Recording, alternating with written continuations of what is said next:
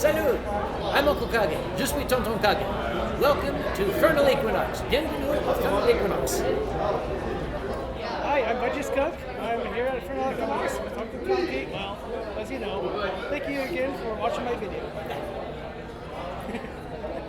Super excited about that. So, the research. Here we are at Furnal Equinox. I figured out that we've been coming here for quite a while. I think we started in maybe 2014. Yeah, it's been a long time. We've been coming for a bit. So we're going to have a plan for tonight. We're going to drop some science on you, and then we're going to look at some definitions and other basic demographics and findings. We're going to just quickly review some of the findings from a new theory paper that we've got. And actually, Dr. Fine and I have been working through some findings on an autism project. So we've got some preliminary things that we can talk about. And we've also got some new gender data that we can talk about too. And then describing the team, what the team is up to, and discussing stigma and the FurScience plan for dealing with that. So that's that's what we're planning on doing tonight. These are people that are going to be, my minions are going to be wandering around while we're having the talk, and I'm going to try and get you involved in things this time. So how many of you have been to one of my FurScience talks before? That's so sweet, thank you. Okay, so you probably are going to have an advantage then because you will know some of the answers already for the test that will come. But there will be prizes for those who don't. So we'll have some rules in place. So when you see this question mark, that means an opportunity is coming for you to win something. And the rules will be like this. No shouting out the answer. Right? You're going to raise your hand, and I, or preferably somebody else, will call on you.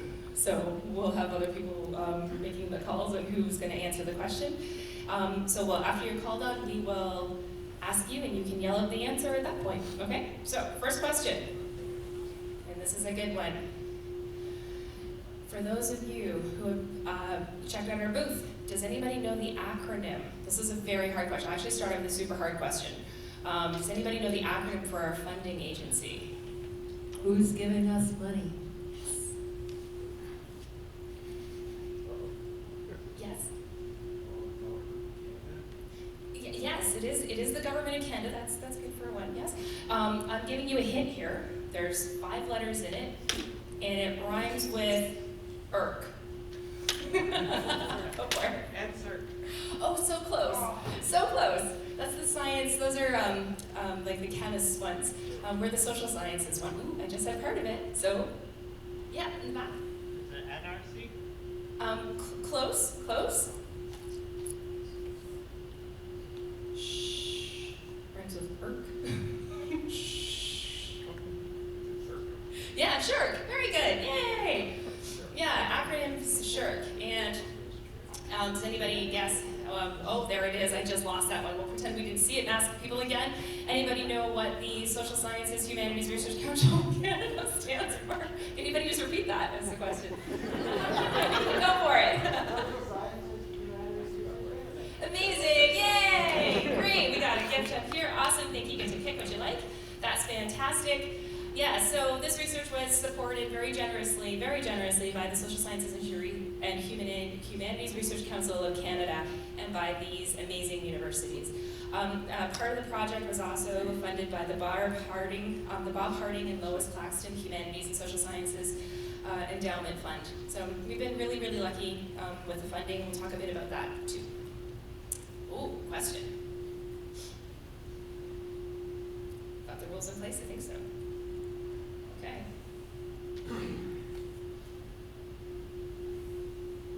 What's anthropomorphism? I'm gonna let the minions pick, and Dr. Fine is not gonna pick a person.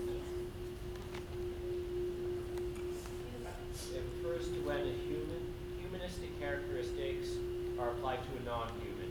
The two words are anthrope is in anthropology as in people, and morphism is in shape. That's a good answer. Nice job. Yay! Okay. And zoomorphism then?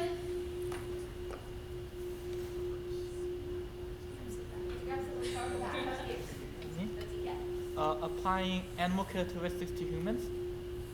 Yes, that's exactly right. Yeah, so thank you. So anthropomorphism and zoomorphism, the ascription of human traits to animals and animal traits to humans respectively. This was something that was published in the first peer-reviewed project on the furry fandom, which was by Kathy Gervasi, Dr. Gervasi, who will actually be here tomorrow. So the term furry describes a diverse community of fans, artists, writers, gamers, and role players, and it's basically someone with a self-proclaimed interest in anthropomorphism.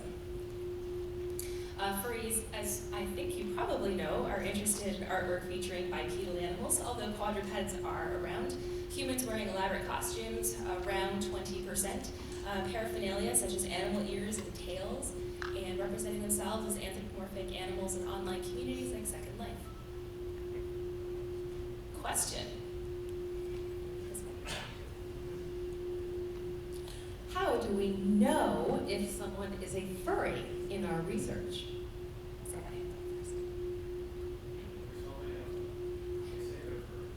That's right. Yeah, that's exactly right. If you tell us you're a furry, we go, okay, excellent. That's it. So self-identification is a key feature. You're a furry, and you say you are. So a couple of fun facts. We've done a lot of studies over the years. We have ranges for everything, and they do ebb and flow from study to study, but these are just sort of ballparks. When did you first know you were a furry? Ages 16 to 17 is typically where people are stating. I expect that as time keeps going on, that number will get lower, because we seem to have an increase of younger people in the furry fandom now.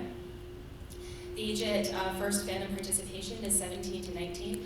What are we going to do about the ethics boards and not letting us study people under 18? Well, we can talk about that, but my ethics board might let us do it if we fill out a whole lot of paperwork. Right. Okay. And maybe if yours does, mine will. Yeah. Yeah. We end up having to put ethics through at every university from all of our partners. It's government. That's all I got to say about that. The average, there's an interesting period though between when people figure out that there's something about them that they identify in terms of an interest in artwork, and then when they find out that there's actually a furry fandom and a whole bunch of people who are just like them. And that year in between is something, obviously you can't find it in that order. So we'd have to do retrospective studies on those kinds of ways of knowing people's histories. But boy, would we like to study younger people. So I think we're going to have to revisit the ethics board dilemma. Average years in the fandom, between 6 and 8 percentages of people who identify as white, 80 to 84, and the average income in US dollars is 29,000, which is what, $100,000 here or something like that with the exchange rate? I think maybe, yeah. Yeah. Question.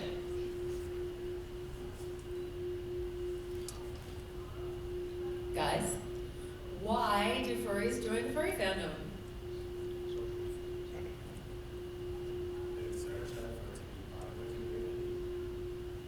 To be part of a community? Yeah, very good. I saw that in That was the same answer. There are more reasons. I would actually just say for many different reasons, and they can really vary depending on their background, and also, but one of them would be because of the generally accepting nature of the family, especially for people who are minorities.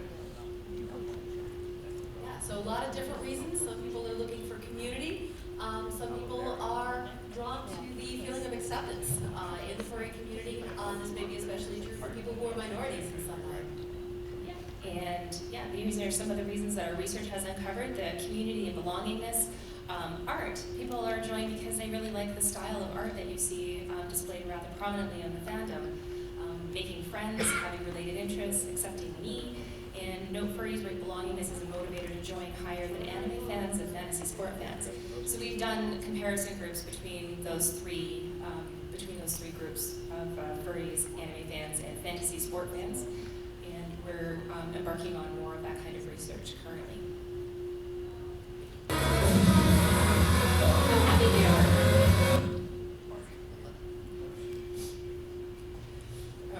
Question. How many furries own fursuits? Approximately 20%. Nice, very good, excellent. Yeah, so about 20% of the furry fandom own a fursuit, and nearly 50% indicated interest in acquiring one. That picture was taken out of the parade at Anthropomorphic.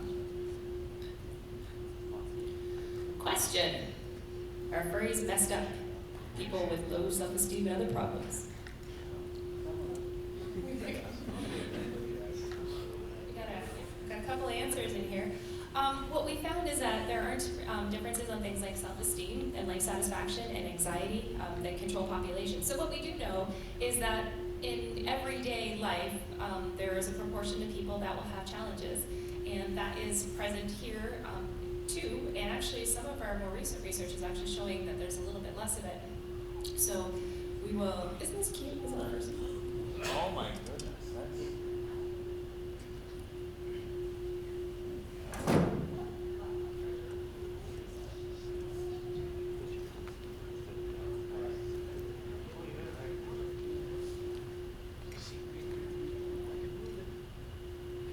So we have a new paper out, and the Phoenix paper is addressing this thing, and it's the title of the project is a brief report on the prevalence of self-reported mood disorders, anxiety disorders, attention deficit and hyperactivity disorders, and autism spectrum disorder in anime, brony, and furry fandoms. And the nuts and bolts of that project include a sample of about 2,600 self-reported people looking at self-reported diagnoses. And we compared what we had found from this particular study to population comparisons. We studied 3 fandoms, the bronies, what was it, the other one? Yeah, the anime, brony, and furries. So those 3 groups compared to the control group. And compared to population controls, autism spectrum is higher in all 3 fandoms, so the bronies, the anime fans, and the furries. Mood and anxiety disorders were lower in the 3 fandoms. And ADHD was lower for anime and brony fans and not significantly different for population controls for furries. So it's a new paper that you might be interested in. It is open access, so when we publish, we strategically do a couple of different things. We will, of course, hit the tier 1 journals, but what we noticed also is that those will take sometimes 3 years to publish, and you often have to have access to a university to see them, and they have copyright problems. So we target a lot of different levels of publication methods, and the Phoenix Papers is one that is an open access journal, so you can go on their website and read all of our a lot of papers there. Do these inclusions, do they differ across the age range? Like, are people of a certain age range among the groups more likely to have, say, ADHD?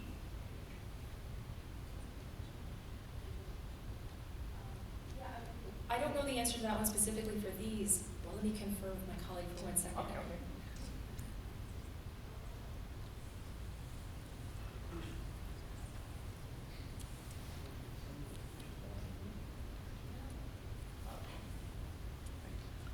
Well, all right. In general, in non-furry populations, what we have noted is that as people get older, that sometimes those things tend to resolve a bit better. So they're a bit higher in younger populations. Things like depression, for example, in kids between males and females are pretty similar. You hit adolescence and they begin to spike for females, and then later in life they're still higher for females, but then tend to you see a bit of a decline as people get older as well. There's also cohort effects, though. There's some research that suggests that people who are a younger generation are just more anxious, in part because they might be dealing with more anxiety-provoking circumstances. I mean, that was one of the things I was thinking, and also the more, quote, mainstream, end quote, something becomes, then the demographics may shape. That was also the other thing I was wondering about. Yeah, well, we have a longitudinal study that we launched in 2012, and so these are things that we'll be able to, as long as people keep participating, we'll be able to track how people themselves change across time. So that we will have more answers on this as we have more data on it. It's a great question, though. It's a great question. So that's the logo there. So question, what was the name of that journal? Oh, sorry. The Phoenix Papers. Yes, very good. Excellent. That was Phoenix Papers. So you can find that right online. Phoenix Papers right there. Memorable logo.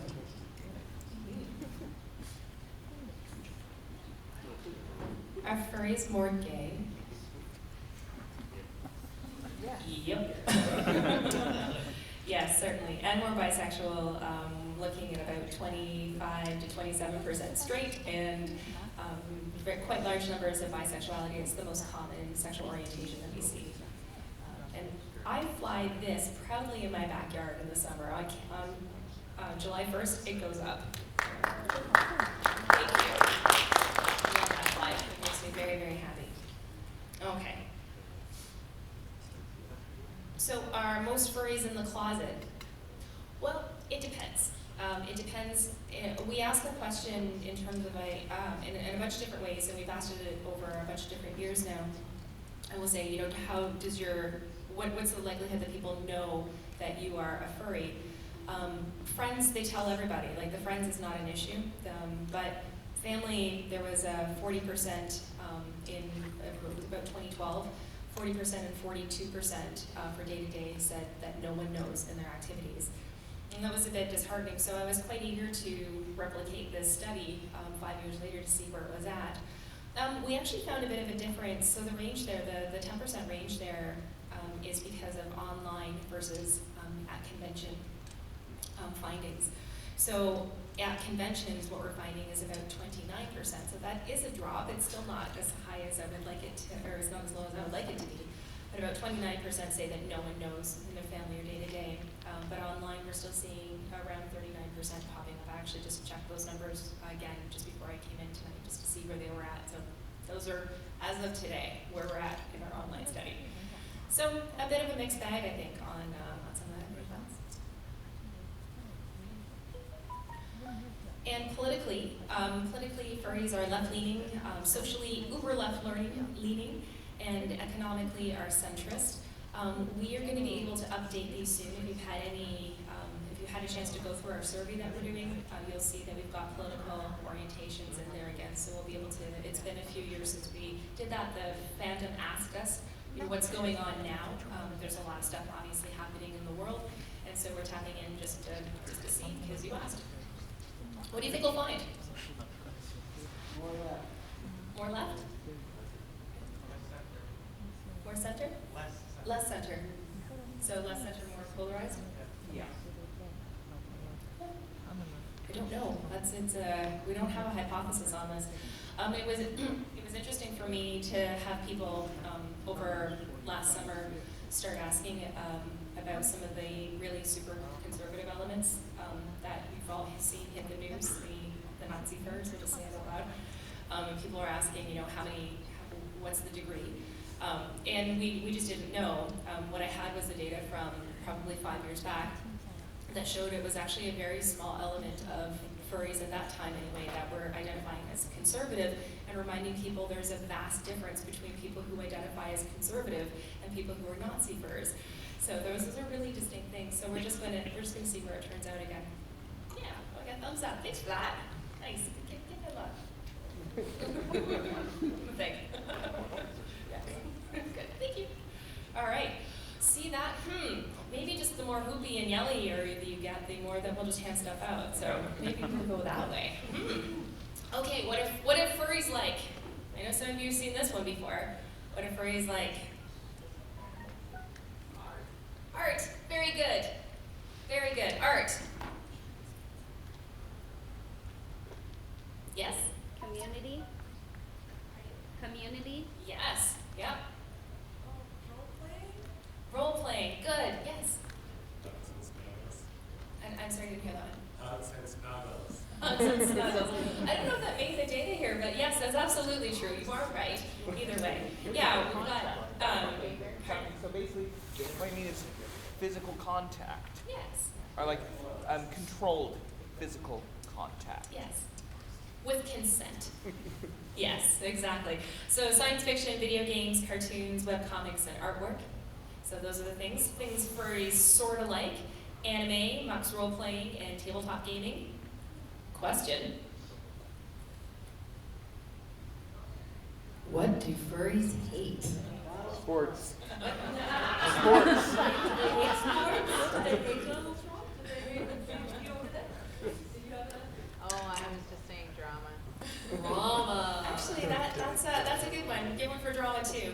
All right. Stereotype? Stereotypes. Yeah, very good. Discrimination. Yeah, all these are true. Out of our.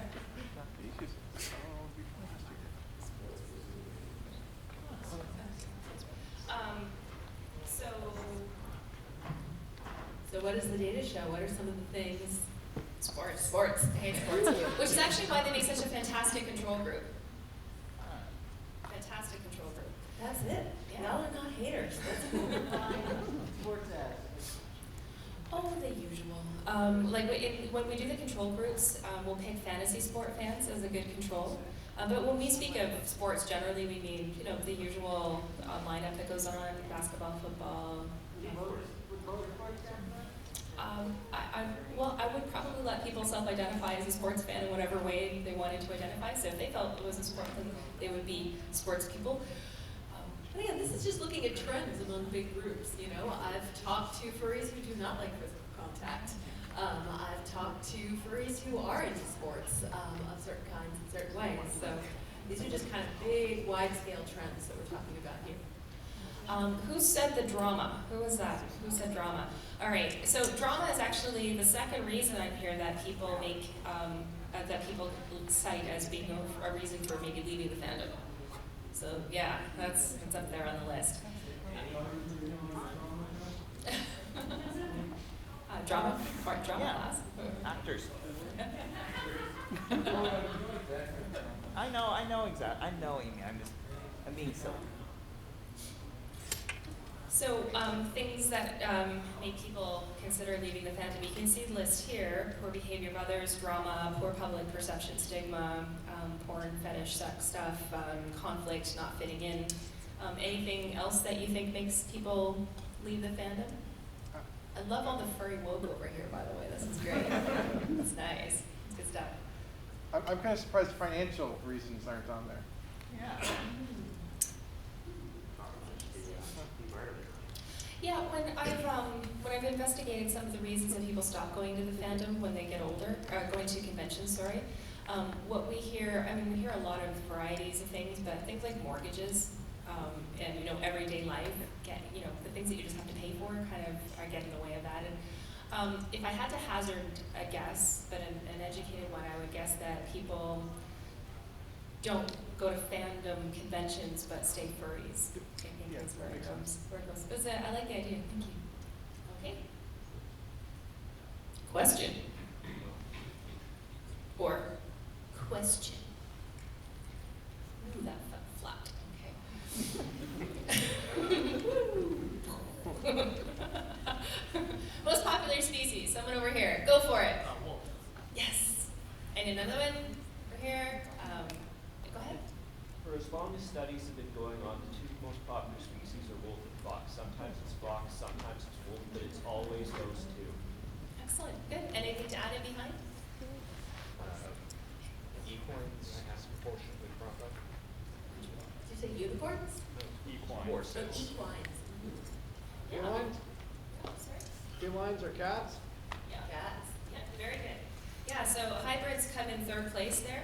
And you can see the dogs, the big cats, the mythical creatures, they're all in there as well. So good going. Excellent. Furry religiosity, these are, again, we're just going through some of the demographics here. And you can see what some of these are very different from what would be population levels. These are quite different. So population religious categories in Canada and the States are actually fairly similar in terms of the biggest groups. In terms of percentages and numbers, potentially some degrees, difference in degree of religiosity. But they end up at about 76, 77% that identify as Christian in both countries. You can see here that in the furry fandom we have about 23. So this is a significant departure from population levels. And you can see atheists at 16.8, agnostics at 16.8. Those categories together represent about 16% to 17% of both Canadian American populations too. So it's twice the amount. So those are interesting differences I find. Mm-hmm. Yeah. Yeah. Like this chart is very different from what we would see. So how's that comparison to the general population? Well, the Christian constituent here is at 23.5. It would be about 76 to 77% of both Canada and America. So it's quite significantly different, just in terms of the biggest categories. When they say Christian, do they mean Christian born or like actually practicing Christianism, going to church and everything? Again, we would just ask the question like, how do you identify? Oh, okay. And so whatever that meant to somebody would be represented in that data. Okay. Good question. Thanks. Yeah, I know my family were never religious. The very most religious things, we celebrate holidays. They never go to church, and the most religious thing they do is Christmas. They have an angel on the tree, and some of the Christmas songs would mention Christ. So actually, through most of my teens, I thought my parents were atheists, but just did these things because they were fun. So I'm not sure if you actually count people who actually go to church and do stuff, or people who identify as Christian, but never actually follow through and do anything. We use self-identification, right? So we kind of leave it up to the individual to decide what it means to them. Kind of like the question about being furry. Yeah, that would be exactly right. It is something that we can dig more into in terms of like how people express and the depth of their faith or lack of faith in how they exist.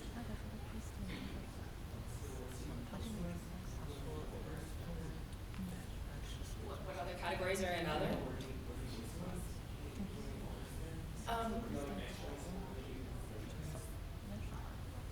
Yeah, the other category is pretty significant.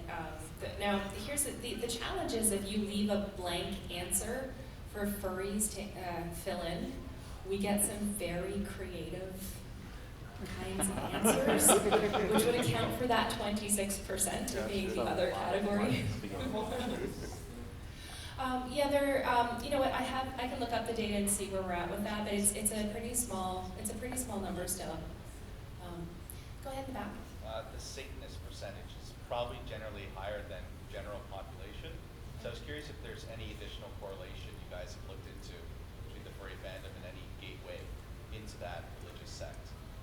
I don't recall us doing that, but it's something. This is where we get all our ideas for doing our next studies. So we should make a note of that. Noted.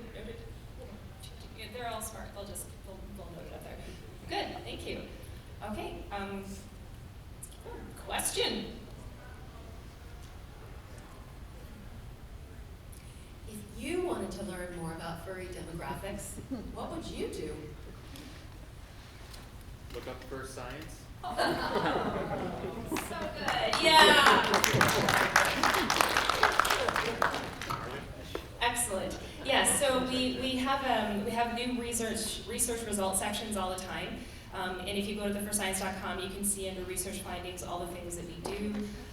We do a list of things by demographics and by breakdown, and then we just recently we didn't actually make a formal announcement about it, but we'll still get to that. We were getting ready for Furnal, but we just posted all of our Anthropon 2018 data. So that was from July, so it gives you an idea of how long it takes for dear Nuka to impute the 250,000 individual data points. Crunch all the numbers. Yeah, to run them, and then we have an awesome person helping us to get all this stuff up in the back end of the research results. So yeah, so anyway, if you're interested in what we found out from the Anthropon 2018 data, you can see it there. And if you're interested in what we asked, like specifically that, we still have that study available and open if anybody is interested in just sort of seeing what they do. What we do. Question. What is a therian? Someone that doesn't necessarily identify as an animal, but feel that they're at the same level as them. This is very poorly explained, but yeah, that's right. Yeah, it's hard to explain. People use that word in a lot of different ways, but the way that we use the word when we're doing the research is pretty similar from how you used it. It's somebody who identifies as, or on some level feels like they are, some kind of non-human animal. Therians generally are folks who believe that they are some kind of animal that has existed on Earth at some point. So a dog, a cat, a woolly mammoth. So it's a personal identification. They may not, they might say something like, well, I have a human body, but really deep down, I'm a cat. And how is therian different from other kin?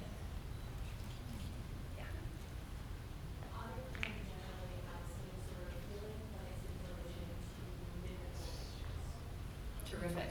So otherkin, again, this is the way we use the term.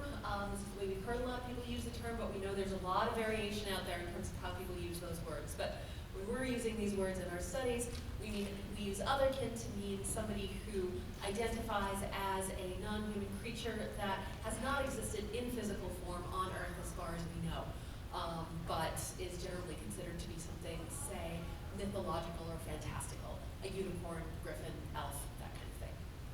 So we've spent a lot of years asking these questions carefully before we felt comfortable using the phrase identifying as an animal. I would say that's probably about been 5 years in the making, and having you come on board with us to really facilitate some of that work we now at this point feel like we can say that, because we were sort of hedging around it before, we weren't really sure. But I think at this point we're comfortable with that. So therians and otherkin, as you have all stated, believe that they're connected to animals in essential ways. Kathy Gervasi, Dr. Gervasi, likes to ask the question, do you, on our study, so that always comes from her, do you feel like you're less than 100% human or more than 100% human? That one's always Kathy's question. She's always interested in seeing how that turns out. Within the furry fandom, the furries, people who identify as furries but not therians, we see that it's about 30 to 35% of people who say that they feel like they're less than 100% human. And then for people who are therians, we see that number at 80 to 86%. When we did a control study, a mechanical turk control study, we asked some of these questions, which I got some funny feedback from, by the way. I had some feedback at the end of the survey, like, this is the weirdest survey I have ever done in my entire life. Good! So the control, we still find about 7% of people in the control groups that say that they identify as less than 100% human. So the animal trapped in a human body, animal in a former life. This is a Venn diagram here, and I just want to draw your attention to, if I can get a little mouse on here. No, I can't. Would you go to the point of the intersection? This is Abby.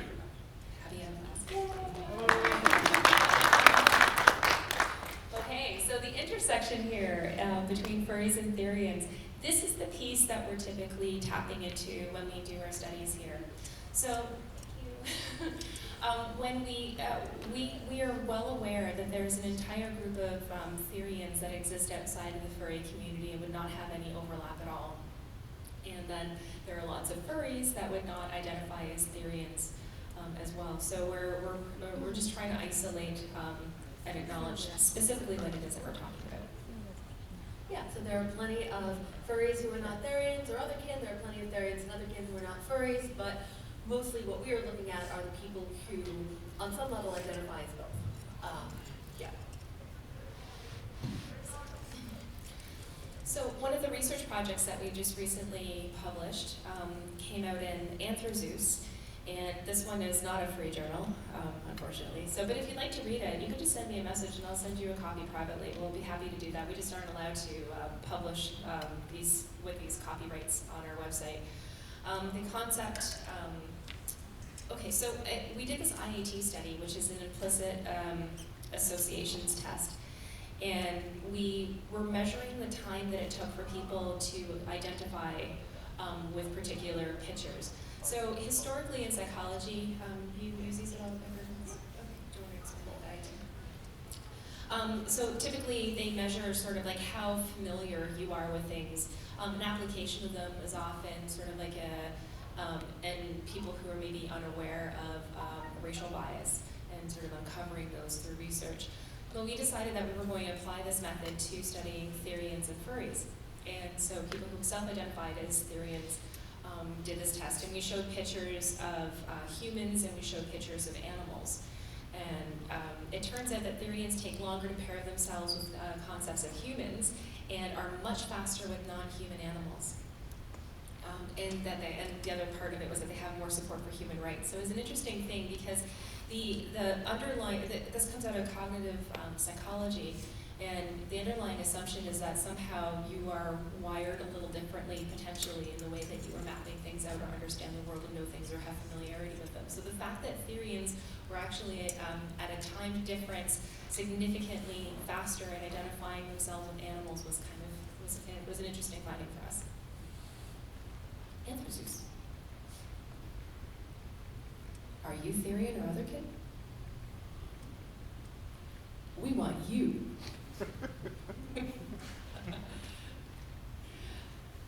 This is study number 3 on FurScience. If you go into the research under Participate, you will see an ongoing study of theory and otherkin focus groups and interviews. And did you want to talk about what you're doing here? So I'm not doing very here. Oh, okay. We have an online version of what we do sometimes here. Yes. Okay. So this is a cool thing that we have not published this data yet, so this is hot off the presses. We're not even on the presses yet, actually. It's hot before the presses. So this is some research that I and my colleague Alex Kranjak at Duquesne did last year at Anthropon using a protocol called the rubber hand protocol. Is anyone familiar with this? So cool. Yeah, so it's kind of like a bodily illusion. If you think about like an optical illusion, this is the same thing, but it involves your sense of your own body. Basically what it is you put your hand in a box and you look at a rubber hand, and your hand and the rubber hand get stroked at the same time, and it induces an illusion that the hand is your hand. And there are all sorts of cool things you can do to kind of measure the strength of the illusion, how much you start to feel like this rubber hand that you're looking at that you know isn't yours still starts to feel like yours. So we discovered a couple cool things about this. First is that furries are less susceptible to this illusion, it seems, than the general population is. So furries across the board that we tested were less likely to report that they felt this very strongly, and they also implicitly scored lower on some measures that were meant to sort of capture how much they had sort of gotten drawn into this illusion. The other thing that we discovered was that this relates to how much you identify as human. If you identify less with your sense of your own body, and if you also report less positive attitudes towards humans overall, towards humanity overall, you become even less susceptible to the illusion. So there's this sort of cluster of things that involve less of a strong sense of identification with your own body, and also lower kind of overall attitudes towards humanity that make you less susceptible to this illusion of that this rubber hand is yours. So again, it's just this kind of interesting stuff about the way that self-reported attitudes, self-reported identities have these really powerful effects on how we think in ways that we might not even be consciously aware of, but that show up in our behaviors and our perceptual judgments in the way that we perceive and interpret the world on a regular basis. So it's kind of a cool thing that came out of Anthropon this year. So no one knows about this yet, just you.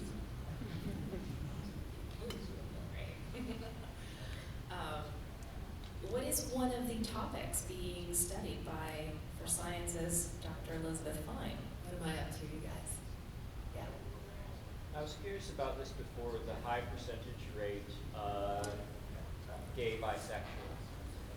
It's like 80% versus 25% straight. Basically, that's enough to make the furry fandom the world's gayest thing that's not an actual LGBT group. So I'm wondering but the LGBT group specifically self-selects. So the furry fandom is the highest gay thing in the world that does not self-select with these traits. So why would it be so high?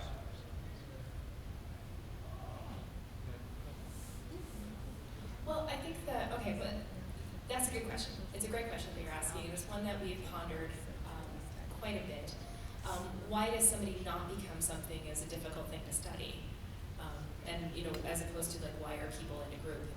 The best answer that I can probably come up with is, I think the fandom is just something of an absolutely, it's such an inclusive environment where people feel that they can be safe and just be themselves, that I think that people who have had different kinds of societal challenges because of stigma associated with identities, I'm not suggesting that those things are appropriate at all, that they're stigmatized, but I do, regardless, I think people we see higher degrees of bullying, we see the LGBTQ, a incredibly growing transgender population in the fandom, and actually where we're headed with this one, the last topic, we see these numbers growing significantly in the fandom, and I believe my speculation really is that it's just the inclusive nature of the furry fandom that makes it safe for people to exist and be themselves and be authentic, and they're thriving in it. And you know, that seems reasonable enough to me.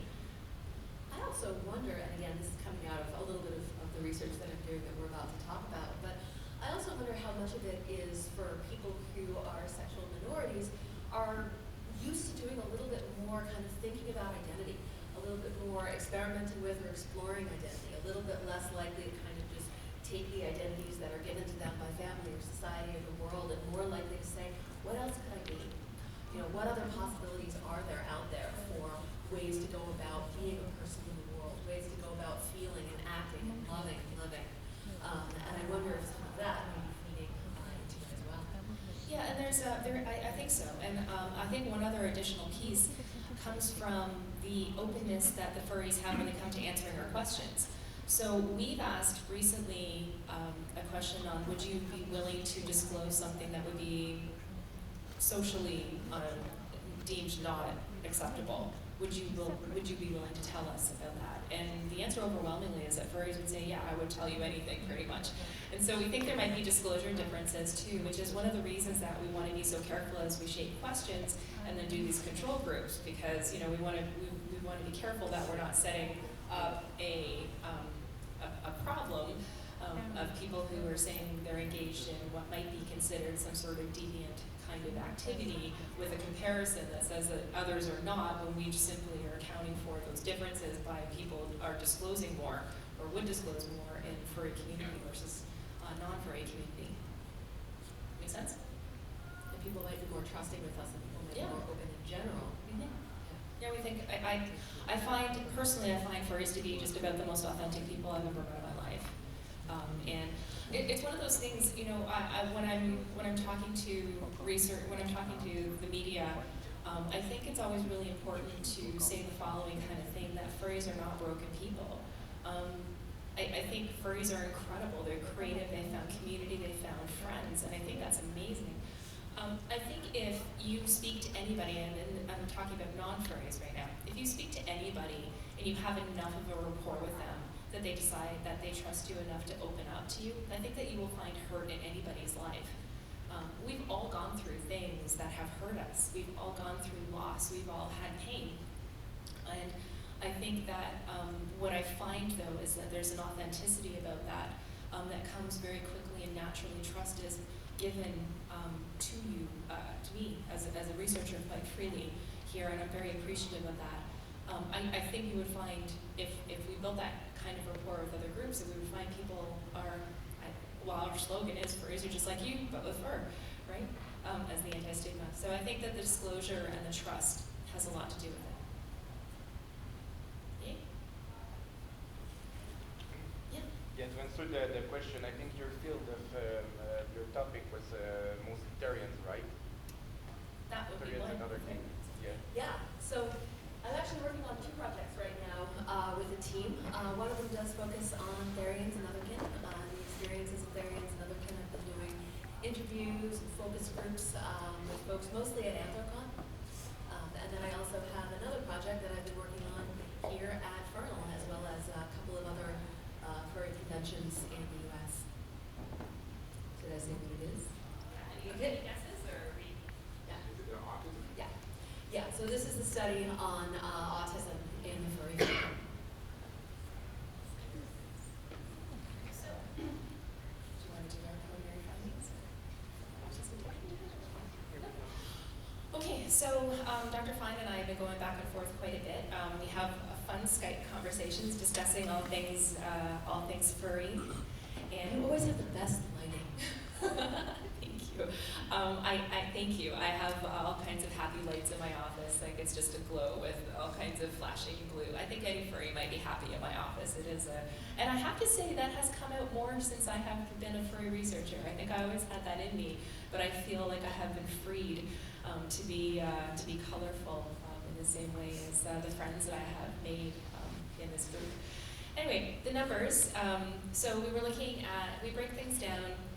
This in itself is fascinating to me. We look at people who are diagnosed, people who are not diagnosed but think they should be diagnosed, and people who think that they're misdiagnosed. So we ask about autism in a couple of different ways on our research questions. We'll say, do you think that you are on the spectrum? Yes, no, unsure. And then, do you have a formal diagnosis of autism? Yes, no, unsure. And the numbers are pretty fascinating. Those that are diagnosed are about 10 to 11%. The not diagnosed but thinking they should be diagnosed are an additional 3 to 4%. And then the people who have a formal diagnosis but think that they should not be diagnosed are about 10% of those who are diagnosed with autism in the Fandom. So it's a really interesting mix. So we're just starting to dig into some of this data where we've got a lot of work on the go with the autism project. But one of the questions that was on the Anthrocon 2018 study had to do with wearing fursuits. So what we did was we isolated people who had fursuits in that data, and we broke them down by those categories of self-selection. It turns out that most people who are autistic, if they say that they have autism, typically, if they think they have autism, typically they do if they go through the process of diagnosis. So we tend to, again, just sort of trust people. But we went with the classifications of no autism, not sure, and autistic. And we wanted to see, did wearing a fursuit benefit those groups? And the ballpark numbers, sorry, I got ahead of myself on that slide. The benefits of wearing a fursuit, out of a score of 98, so I'm looking at the bottom section here. So not having autism was significantly lower than not being sure, and which was significantly lower than having autism.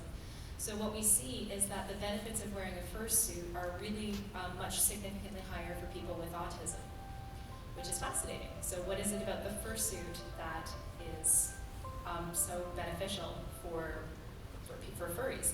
So what we ended up doing was then asking a qualitative question.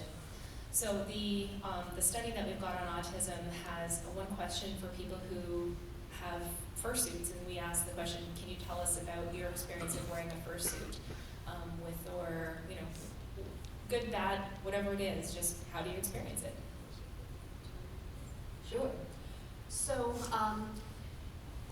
building off of this finding that people on the autism spectrum seem to report more benefit from wearing fursuits than people who are not on the autism spectrum, who also report benefit, but at a lower level, we decided to, kind of zoom in on looking at what people said about that experience who identified as being on the autism spectrum. And so one of the big areas we saw people talk about had to do with sensory stuff. So a lot of people on the autism spectrum have differences in how they process sensory information. That might involve seeking out more sensory input. That might involve being uncomfortable with sensory input or trying to avoid it. That might involve becoming overwhelmed by sensory input in a way that makes it hard to participate in life. And so we heard quotes like, This one, I tend to suffer from sensory overload easily when in loud, bright, active environments. Wearing a fursuit dulled those sensory inputs to the point I found them to be manageable. What normally overwhelmed me in half an hour to an hour was still tolerable several hours in. So this is someone who's able to kind of stay involved, stay engaged for longer because they've got this kind of buffer through the suit. Then we had people who said things like, outside of fursuit, again with this question about physical contact and who sort of needs it and under what circumstances. Outside of fursuit, I don't like to be hugged or touched, but with a fursuit on, I actively search for people to hug. Sensory inputs become less overwhelming, more dimmed, toned down. I can take much more when in fursuit than without. As someone on the autism spectrum, that last one really does resonate. Both these resonate the idea of overload, and also myself, I have part of the disability I have is difficulty noticing, difficulty dealing with subtle body language. Now in fursuits, I don't own a fursuit, but I have friends who do, and I can imagine that there is no opportunity for real subtlety in it. So any body language has to be very overt, so it would be very beneficial. And that is exactly what we found. Next slide. So we'll get to, you're like 2 slides ahead of me. Yeah. Okay. There were 4 major themes that came out of the analysis of this qualitative piece. And the second one was reducing anxiety. And here's a quote. I tried a fursuit head, and they had a monthly, reduced the month for privacy. At that time, I had serious anxiety and stress issues, got blank time off leave due to burnout. Putting a fursuit head on me, even if it wasn't my character, helped me more in 2 hours than in 2 years of sometimes extremely strong medication. Wow. And so then we started, there's this other category of responses we got that fit really closely in with what you said about the different kinds of experiences that people have in suit, both in terms of their own sense of themselves and in their interactions and relationships with other people. So people talked about building self-esteem. So an example would be this persona I have is cute and attractive. People are drawn to him, and he makes people smile. I didn't even think of this possibility when I had him commissioned, but it feeds into the child I was never able to be because he's popular and gets attention, something I never did. So people talk about having different kinds of social experiences, more positively valent social experiences in the suit. And again, somebody else says it's a very positive experience as I feel less like myself, the person I despise, and more like I think I could be or should be. So again, this experience of getting to try on a different way of being, have different kinds of interactions with people, and feel more like the self that one is aspiring towards, less like the self that one is kind of stuck in or uncomfortable with. That's right. And the last one really is what the improving interaction. So pretty much exactly what you described. Other people will describe it too. So improving interactions with others, and one person wrote, because I have to concentrate to view through my persona's eyes, I don't have that it's too much feeling that I have without the persona. I can see pure emotion in people's faces. They like my persona or not. It's easy for me to react. And another one, in terms of interaction, it can be positive as many suitors do not actually speak but use pantomime in order to communicate. If it is a well-made suit from a reputable maker, then people may be more willing to interact with them. So we see a lot of commonalities. It wasn't 100% positive. The negative things that were experienced from people with autism included the scratchiness of the fabric. That seemed to be something that could really irritate people. Yeah, the heat. I mean, there's a lot of sensory stuff that people talked about as being uncomfortable in suit as well.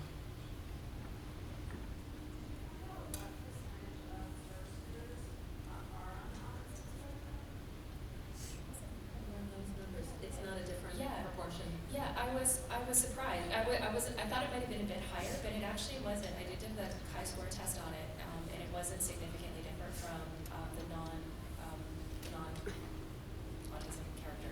That being said, I mean, we do know that one thing that contributes to being able to buy a fursuit is having access to money, and we do know that a lot of people on the autism spectrum are underemployed. So I think it's interesting that they're not different. That we don't see a lower level of suiting necessarily. We also included partials, I think, in this data too, so it wasn't necessarily like a full suit, but maybe like a head as well. But they're still pricey. Yeah. Love the question, thank you.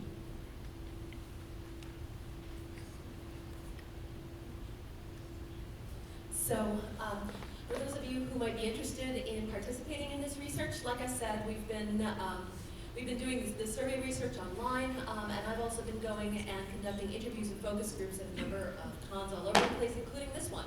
So if you are interested in participating in this study, you can do so in two ways. You can go online and answer the survey questions online through our website at FurScience.com. But I'm also around tomorrow. There's going to be a focus group at 11 a.m. in the Young Room. And I'm also doing one-on-one interviews with people. So if you'd like to talk about this, if you are a person who is on the autism spectrum or think you might be, or if you have friends or family or loved ones on the spectrum, or if you're interested in the topic for other reasons, whatever it is, I'd be happy to talk with you. So come find me and we can set up a time to do an interview or come to the focus group tomorrow. Question. What is a persona?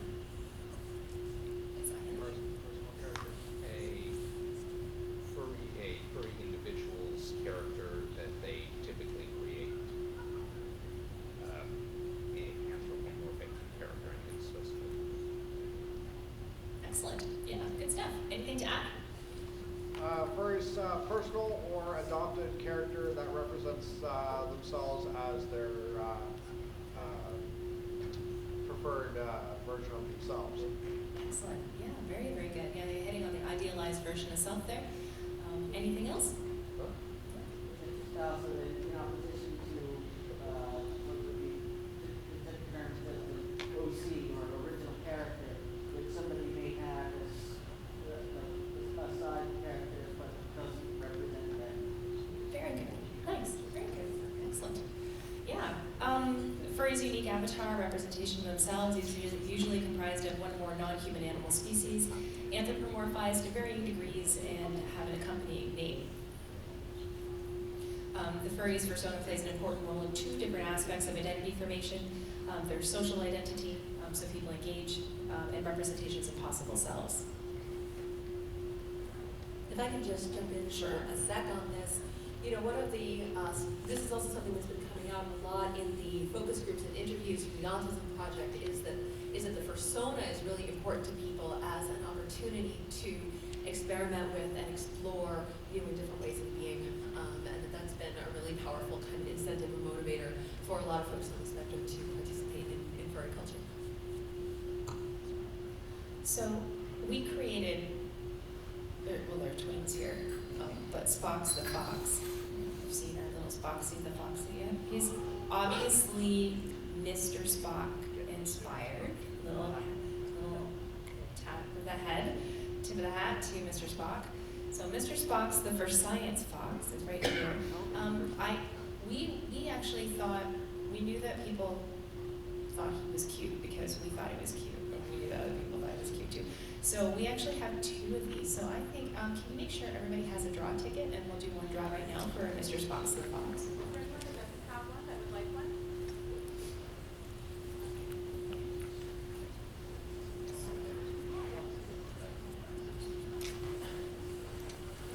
Anybody else? Very soft. You probably can't tell from just looking. It's very, very soft. He got stopped at the border. He came with a giant tariff.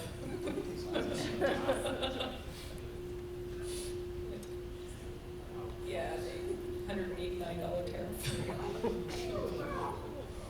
Thank you, Visa.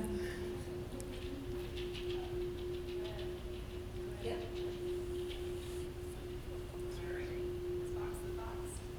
All right. Draw ticket 3834729. Oh, I had 3. 3834729.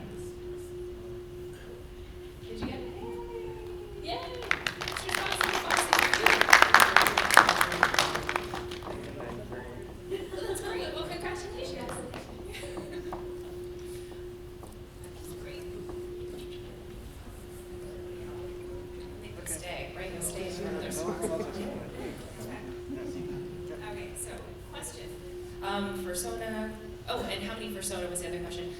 So typically what we see are serial fursonas, if people have more than one. Most of the time most people only ever have one fursona, and 77.3% currently only have one fursona.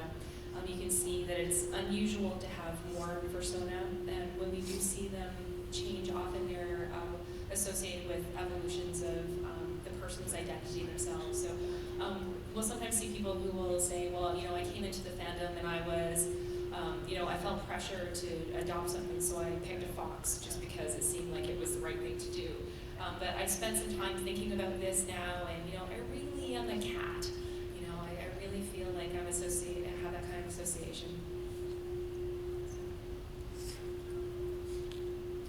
Fursonas are used for all kinds of benefits. This is actually the thing that I'm most interested in as a researcher. So I study identity, I study how people transition into adulthood, and I am very, very interested in how the fursona is particularly functional and healing and protective, and a lot of things that I've heard people talk about one-on-one. And so when we've studied it quantitatively, these are the kinds of reasons that people cite for the usefulness of the fursona: letting me experience something novel, representing my ideal self. You can see is pretty significantly important. Represents who I am, is primarily used for role playing. Being unique is important to me. Represents the worst of me. You can see that number's pretty small. And very few people said that their fursona said nothing about them at all. So this is, I think the fursona is just a fascinating sort of gateway into understanding the person behind the fursona.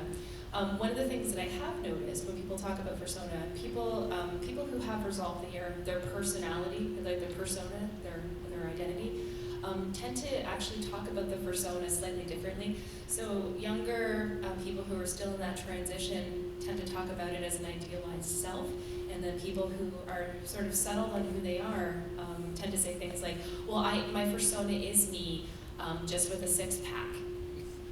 Or one of my favorites is, well, my fursona is me, but I'm 100% straight, and my fursona is 70% straight. And that was, so you can see a little bit of experimentation that goes on with the personas too. Yes? Actually, those people, you can identify them as straight, but straight written with an A. That's like a closeted homosexual that uses some sort of gateway to do that, or bi. Yeah. Well, actually, it's funny, our longitudinal data does show some transition, but we don't actually think that the fandom is turning people gay. No, I didn't mean that. I meant about those heterosexual furries that have personas that are not sexual. Yeah. That's what I was talking about. Yeah. Well, what we think theoretically we think is happening is that people come to the fandom and they might disclose as straight or talk about themselves as straight, and this becomes a safe place where you can sort of stick your toe, often using the fursona, into another world and say, well, my fursona is gay, or in the case of transgender identity, my fursona is, fill in a gender identity. And then they sort of, experiment using that system, and they're like, yeah, this is kind of right. This is it. So it becomes a safe way to investigate, I think, elements of identity in a really supportive environment. I think that's why we see the amazing results that we do of identity and positive well-being outcomes. Sure. So, as probably won't be a huge surprise to you guys, what we found out when people talk about their fursonas is that they often represent an idealized version of themselves.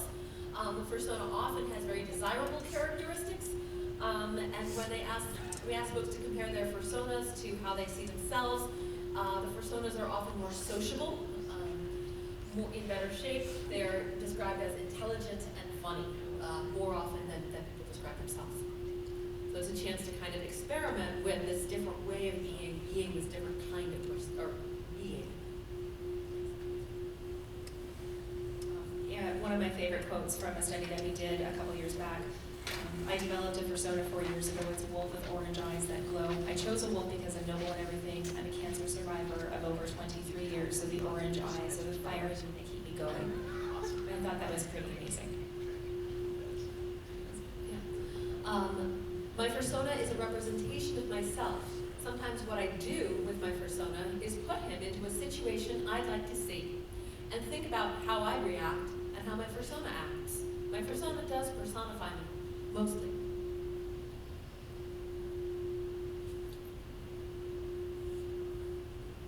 Question. What is one of the topics being studied by FurScience's Dr. Zach Marshall? Hint is related to what we were just talking about.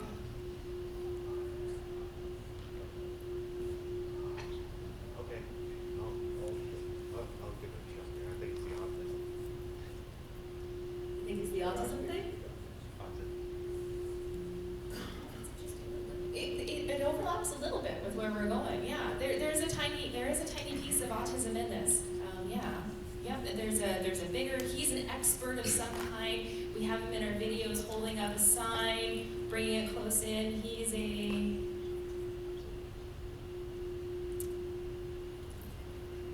gender expert. So we brought Dr. Marshall on the team to help us with studying sexual and gender identity. Every time, we all as academics specialize in pretty small areas. So in my introduction to sociology textbook, which I think all of my research assistants here were stuck watching me do my thing every week. Out of that book, which is probably about 600 or 700 pages long, on chapter 5, there's one chart that has 8 stages in it, and the box that's number 5 is what I spent 8 years studying in graduate school. So we specialize pretty specifically. So whenever we want to do things like study autism and gender, we bring experts onto the project who can help us do that ethically and precisely and accurately. So this is something that Dr. Zach would have said. He would have distinguished between sexual identity and gender identity as being two very different but related concepts. Where the sexual identity, you might have things like gay, lesbian, heterosexual, asexual. He had a quote in here: straight but not narrow. Bisexual, two-spirit, pansexual, queer. We again leave open-ended questions. We got some interesting answers from furries on things. And then gender identity historically has been categorized into this binary system, male and female. But as he would say, that the transgender umbrella is pretty diverse. And I'll just let you just take that in for a second. And so the phrase at the bottom there says, encompasses any individual who crosses over or challenges their society's traditional gender roles and or expressions.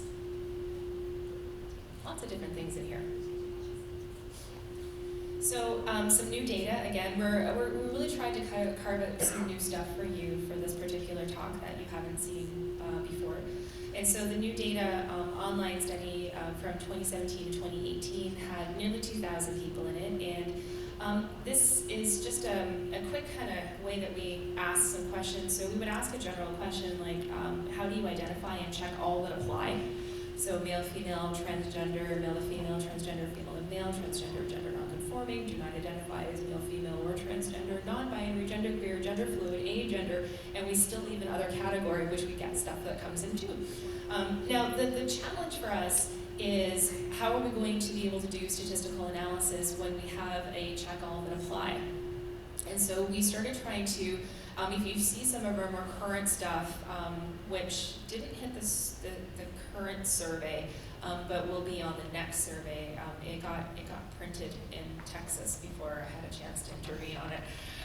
But what we end up doing is asking it about 3 or 4 ways now, and we're looking to solidify our understanding of how these have been done historically. So we have basically 5 categories now that we ask people, could you put yourself into one? Instead of us trying to guess from the check all that apply, what would you do? So we've got the check all apply, and then if you had to put yourself into one category so we could do some stats analysis on this, where would you put yourself? And so there's no age differences in this, so that in some of the stuff you'll see the TF, TM, NB, CM, and CF. And what those stand for are trans females, trans males, non-binary, cis males, and cis females are our categories here. So you can see the ages online are pretty similar, 26, 25, 26, 25, 25. And you can see the sample size there. To me, this is a fascinating change that I've seen in the furry fandom since I've been involved in this work since 2011. The number of transgender people that are finding a home here, or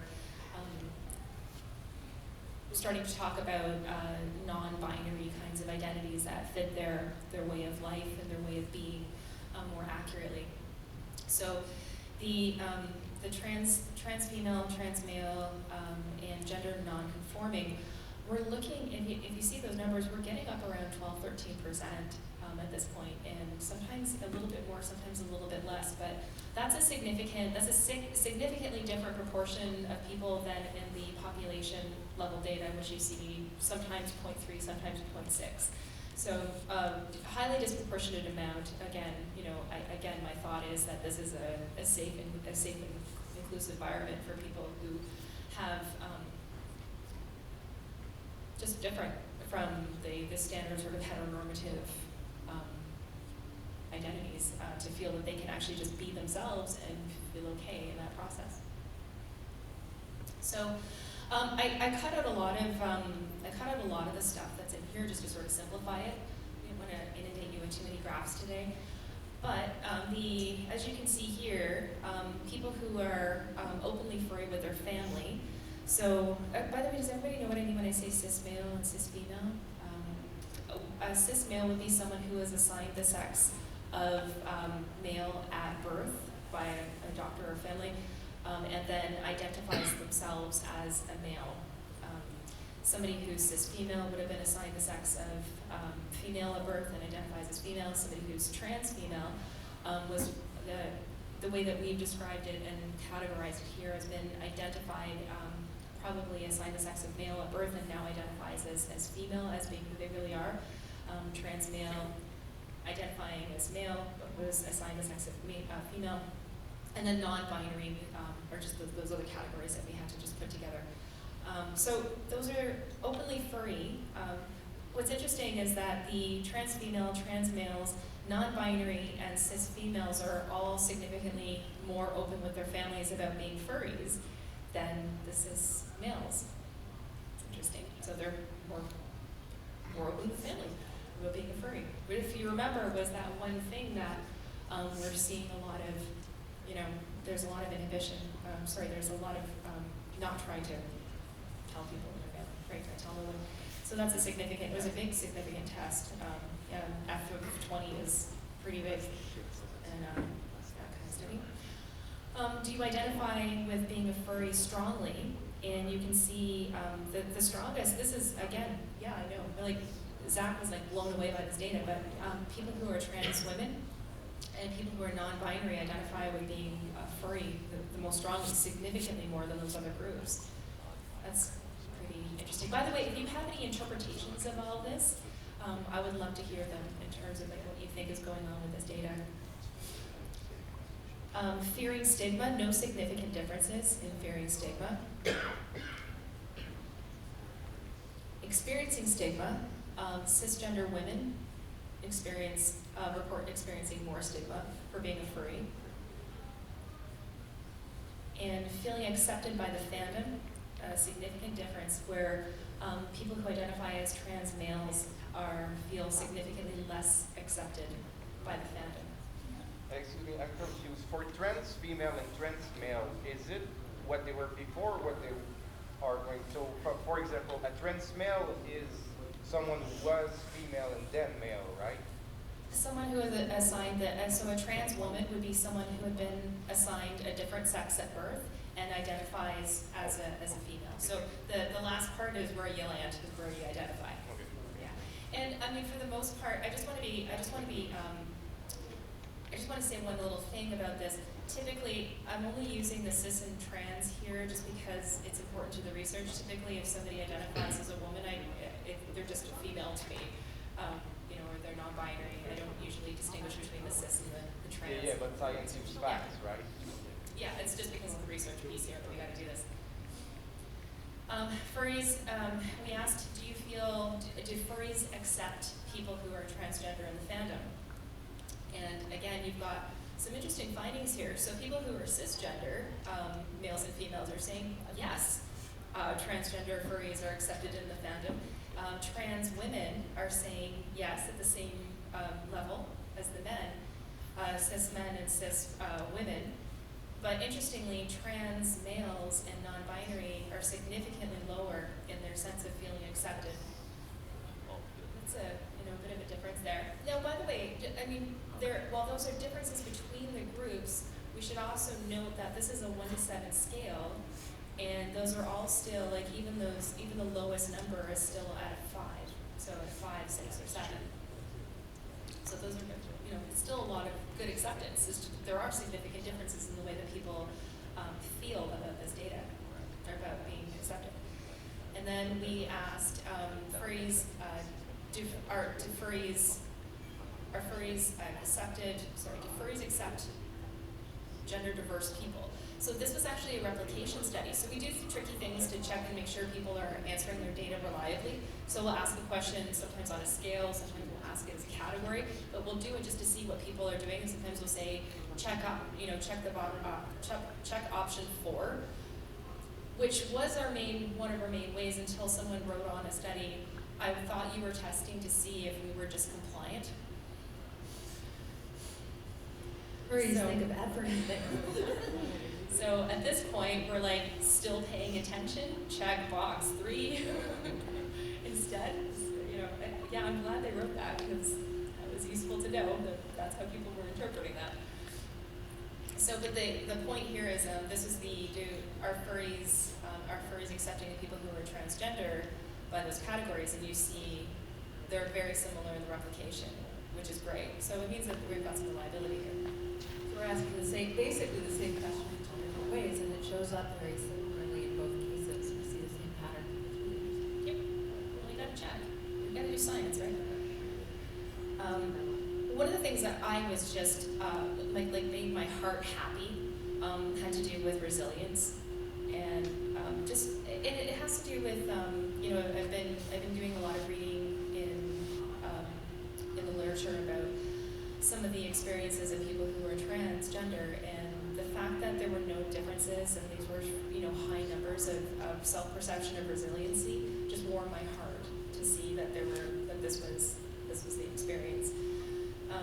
So these are really, I've been playing around with a lot of data. This is what I was doing this summer. So just some general and preliminary overall study findings. Trans women were the highest in empathy. They had feelings of, they had really good feelings of being accepted in the fandom. They strongly identify as furries. They believe the fandom accepts people who are trans, people, and straight people. So we asked, by the way, we did ask that question, do you feel accepted if you're gay? Do you feel accepted if you're straight? All those, we do all the following.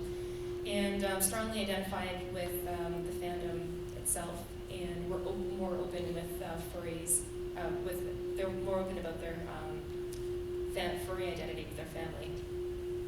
People who were trans males had lower income, actually significantly lower income. And so one of the things when we start looking at the well-being outcomes that are modeled with a lot of different variables, that picks up a huge amount of variance in those overall well-being measures. So I think Dr. Fine was talking about the large impact of having fewer resources due to discrimination and stigma, and we do see that translate. But it's interesting because in some cases then the actual impact of being trans falls out because it's being replaced by the fact that there are fewer resources available to people. So it's an interesting finding. Trans males were lower in furry identity strength, feel least accepted by the fandom. And and other factors account for identity, such as income and age. And people who were non-binary had very high empathy, high autism, feels accepted by the fandom, and believes that the fandom accepts straight people, and strongly identifying with the fandom. And then the cisgender males were the highest in socioeconomic status. That's pretty consistent with population levels. Had lower levels of anxiety, were the least open with their family about being a furry, and believe the fandom accepts trans and LGBTQ people. And the cis females experienced higher stigma, were most open with family about being furry. They were in good health, physical, mental, and emotional. Believe the fandom accepts trans and LGBTQ people. And we found no differences for senses of entitlement. So everybody felt equally entitled. Fearing stigma for being a furry. Remember, it was the experience of being stigmatized was highest for cisgender women. And there was no difference in resilience. So those are just some preliminary things about where we're navigating, how we're navigating this kind of research now. There's YouTube. Hang on. So I just wanted to introduce you to Dr. Zach.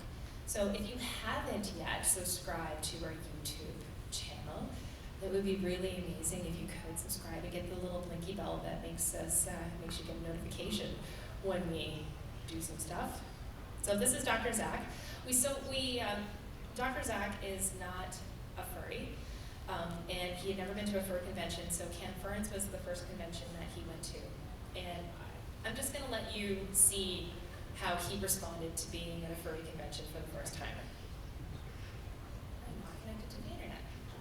Still like typical. Well, Sharon is, Dr. Roberts here is working with the internet. Does anybody have questions or comments that you want to make on what we've put up there so far? Yeah? Well, I mean, I could have waited at the end, but I wanted to thank you for being here because, like, I really learned so much in such a short amount of time, and all of this helps you, like, first me. And we're rolling. To, So thank you. Thank you very much. Hey, I created this beautiful logo for my... It's all chaos. I'm mad that there's not more people here, though, because this is, like, by far the most important panel, seriously. Thank It's you. very Thank amazing. you. We appreciate how much everyone in the community has helped us learn as well. We're glad to have the opportunity to share some of what we found with you. Okay, I'm just gonna let it roll. Let's go, rolling.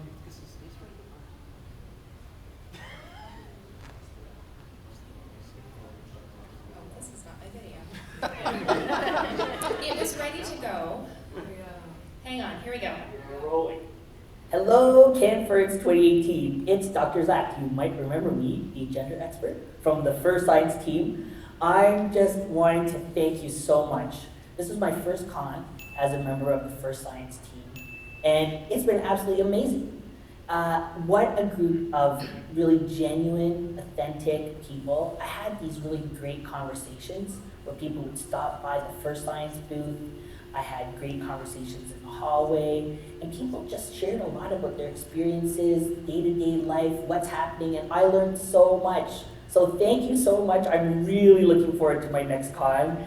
And I also really thank the organizers. What a great group of people, the security, everything went so smoothly, and people putting in so much of their time and energy. Such a thoughtful, generous group. Thank you so much. I can't wait to come back. Bye. And cut. That was great. Oh my gosh. You can't fake that enthusiasm. It's just not possible. Dr. Zach did that in one take. I'm very jealous because we've been trying with me with all kinds of things to get me to do takes, and literally, like, we're in probably 50 takes to get a shot of something, and he just like pops this off in one go, and yeah, it was great. So anyway, let's see if I can get that to stop playing. Stop. Go away. Go away. Stop. Yeah, I'm gonna just have to shut it down. Okay. So there's another fun video on there. If you go on our YouTube, if you subscribe to our YouTube station, you can see all of our fun videos. It would be really great if you subscribe to our videos. Because we really actually are going to be, we just did a release about a week ago, and we outlined all the things that we're planning on doing for releasing for videos. So there's a really great series of videos that we've got planned for Uncle Kage, talking with FurScience. We've got just a ton of things we've been filming. You see us filming everywhere. We're always shooting something, and we're building it into stuff. So Also, they just posted an unboxing video. let me see if I can find the unboxing video. No, we gotta leave them something to look for. Okay. So, what does the IRP stand for? International Anthropomorphic Research Project. Nice. Very good. Okay, yes. So just quickly, just to give you just a bigger, for those of you who have never been to CEOs before, we've done lots and lots and lots of studies. I stopped counting at 30, so I don't know how many we've done now, but we run tons of stuff. 70 countries, 6 continents, 25,000 furries we've probably studied at this point. Began in 2006 with one awesome creative person who will be on the premises tomorrow.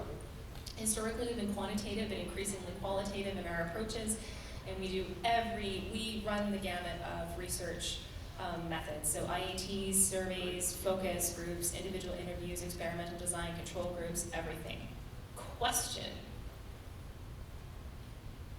Who thinks they can say International Anthropomorphic Research Project 3 times perfectly? Oh, we got one in the back. Ready? Go for it. International Anthropomorphic Research Project, International Anthropomorphic Research Project, International Anthropomorphic Research Project.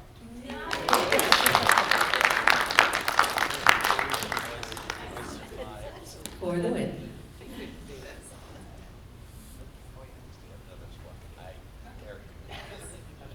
All right, that was really great. Thank you for that.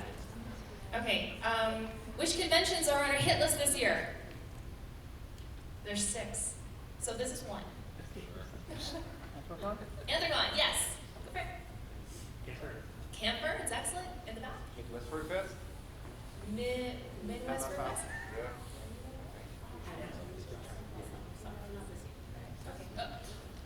Half point. You can have the top of a lip balm. Oh, I saw some more. Did I see any hands over here? I'm sorry, I haven't looked right enough. Anything? Where else are we doing? Yeah. Yep. Oh, that's right. That's on our list right next. Yeah. We're going to Anthrocon, Furry Fiesta, OplaCon. Oh, darn it, that got stuck in there. Darn it, did I move that around? Shit. I did. I updated that and I moved the wrong slide. My apologies. So we are going to Anthrocon. This is the places that we always are used to go. OplaCon is no longer on that list, which makes me sad. Furrence, Eurofurrence, and Fur-A as well. So in Edmonton. My apologies, I scooched that wrong slide out when I was moving these things around. Who is the pioneering researcher of the furry fandom? Right. Dr. Kathy Gervasi. Yeah, so this person started a whole field of research. It's pretty impressive. So if you have a chance, come by tomorrow. She'll be on site, and I think she was telling me she's got her coat and her ears and all the things ready to show up. So you won't be able to miss her. And she said to me, she was texting me. Kathy loves to text in all caps at me, like she's yelling, "How will I find you?" And I'm like, "Kathy, I promise you, you will not miss us with that booth. You cannot miss the booth. Follow the Footloose theme." Yes. Who are the other 3 co-founders of the research team? I'll give you a hint. I'm one, so I'm one of those. Courtney Plum. Dr. Courtney Plum. Nuka. Yeah, I love Nuka. Yay for Nuka.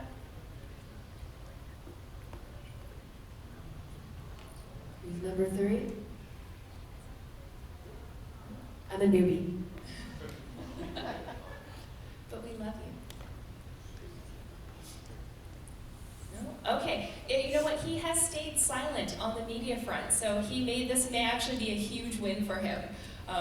He's, I'll tell you about it. So it's Stephen Rayson, Dr. Rayson. He runs the Texas version of what we've been doing here this week. And he's an associate professor in social psychology at Texas A&M. He writes more papers than anyone I know. The reason that we have dozens of research papers at this point is largely because of this man. He is a writing machine. I have never seen anybody with such a great output in my life of anything. He's incredible. Dr. Courtney Nucaplant, who is a social psychologist and an instructor right now at McEwen University out in Alberta.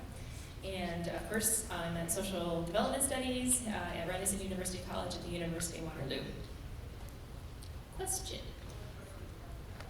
For those who know the gory details, Oh my gosh, what am I about to have to say?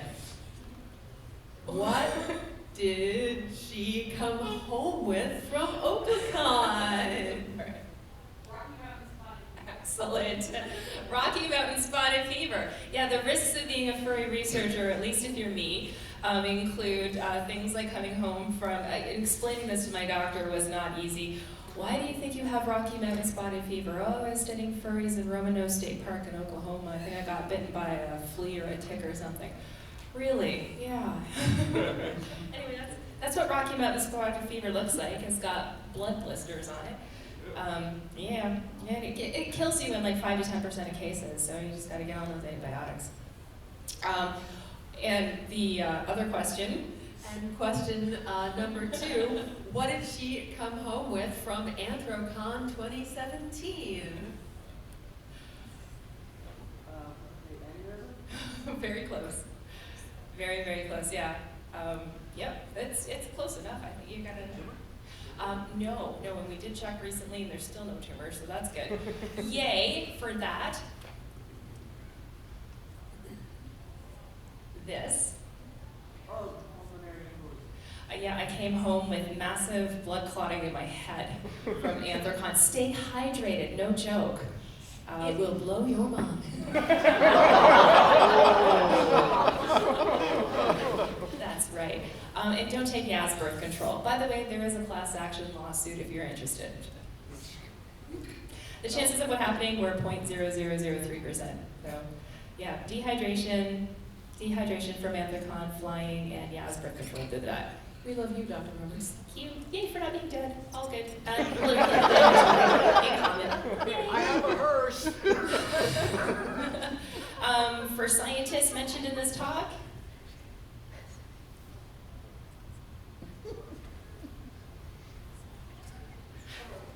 Dr. Klein. Or Klein. And Dr. Zach Marshall, of course, and our amazing team of people. Yay for Minions. We love them. Do you know they actually signed up with badges Minion 1 through 4 as their We love our Minions. And we have a big team on the ground at Anthrocon. We increased our team this year at Furnal, because usually it's just Malicious Beaver and me who show up and beaver away at things. But yeah, we want stuff like this. They're our IRP, which we had to rebrand, of course, right? And of course, our new logo and happy sax guy there, epic sax guy, excuse me. He does this for 10 hours. If you're interested, I can show you where to go. Just this.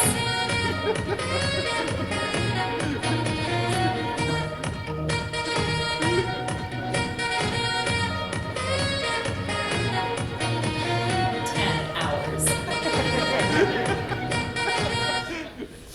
Yeah, so rebrand. How do you like the new booth?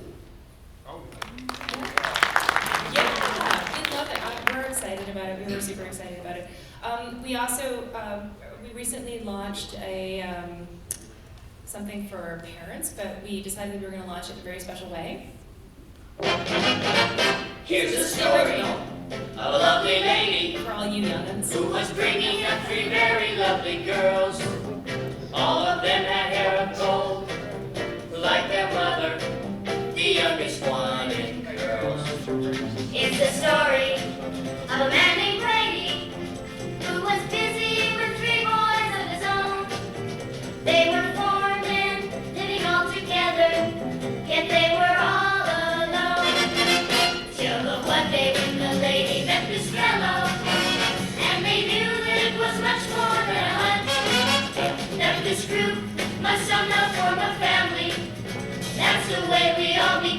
Brady Bunch, the Brady Bunch, the Brady Bunch. That's the way we became the Brady Bunch. Now you know what we did to this, right? We FurScience-ified it at Furnal last year, the year before. Here's the story of a lovely lady who was bringing up 3 very lovely girls. All of them had hair of gold, like their mother, the youngest one in curls. It's the story of a man named Brady who was busy with 3 boys of his own. They were 4 men living all together, yet they were all alone. Till the one day when the lady met this fellow, and they knew that it was much more than a hunch. That this group must somehow form a family. That's the way we all became the Brady Bunch, the Brady Bunch, the Brady Bunch. That's the way we became the Brady Bunch.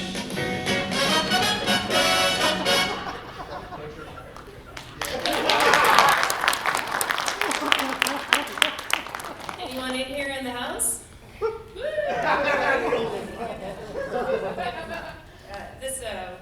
Mike Brady, thank you very much.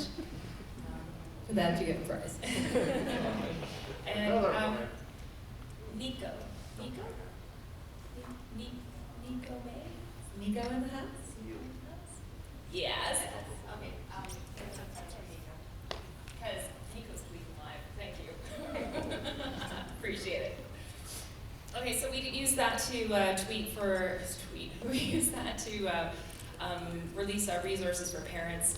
And yeah, just a quick FurScience shameless self-promotion. So if you are somebody who is wondering, how do I talk about being a furry to my parents? Or if you know a young person who is wondering, how do I talk about being a furry to my parents?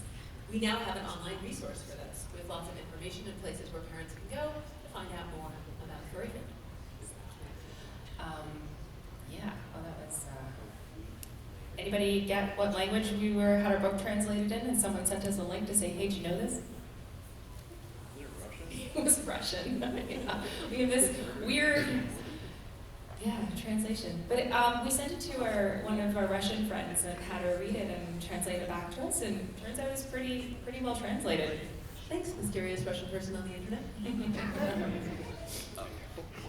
So I think, we're looking at, I think FurScience has a bunch of goals that we're trying to do. I think first and foremost, we're trying to get to, just a second, let me get to what our goals are, because that's boring. We sent you to the alt sex conference. What'd you think of the Lisa Ling? I was really happy with the way that it turned out. I thought it actually showed for the first time furries as humans, that they could see people that the public could connect with for the first. I was really happy with that. We were technical consultants on that.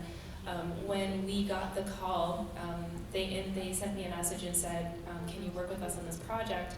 And I said, well, what do you know about furries? And they said, well, this is a sex fetish, right?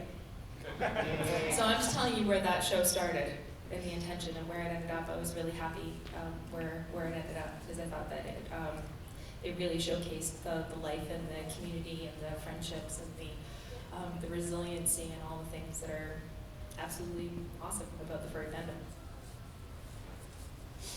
So our ongoing projects, we just got a lot of things on the go, as we always do. We're very, very super busy, and we like it. And the one thing that I just wanted to say, an added thank you to our grants, seed funding. We just kept, I am the money person on the team, and I am so tenacious when it comes to getting money.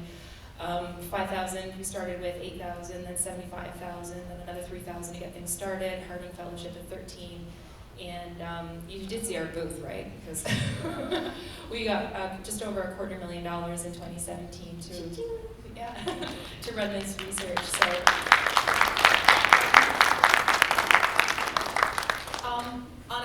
personal note, I want to thank you for making my life amazing. The fandom is like this really, really incredible group of people, and I have a whole bunch of friends that I never knew that I would have who are really, really amazing because of this research. So thank you so much for being such amazing, just honest, awesome people. The authenticity that you bring to life is something that I wish everybody could do. I think the world would be a better place, honestly. I agree. Thank you, and thank you for all of the work that you've done, and thanks to everybody on the team for putting all of this together. And I don't know, as someone who's pretty new to the team, it's been incredibly exciting for me to have the opportunity to learn from such a creative and thriving and interesting group of people as this is. So I'm very, very grateful. You make me fun at cocktail parties too, by the way. I've got the greatest stories ever when it comes to, like, I think my students think sometimes I'm maybe fibbing a little, or exaggerating, and then you actually tag along, you're like, oh, nope, that's all real. It's all the way it is. So our project, the Furry, if you're interested in being part of our database, you can do that. The transgender experiences in the fandom, we're focused on that. International benefits of furry identity. That's where we're headed with it. And our goal is, to keep on the mission of improving life for this incredible group of people who are misunderstood, reducing stigma, fostering understanding, continue our work as scientists, and as invited allies. Basically, my thought on this is, as long as you want me here, I will be here to do whatever I can, to use whatever platform I can get to shout at the rooftops. The furry fandom's an awesome place. So thank you very much. Okay, it's 9:30 on the dot, so we're right on time. Thank you so much for coming. I appreciate it. And here, you pick this time. Hi, I'm Budgie Skunk again. Thank you for watching my FE 2019 coverage, and I hope you enjoy some of my other videos got on my YouTube channel. Thank you again for watching. Cheers.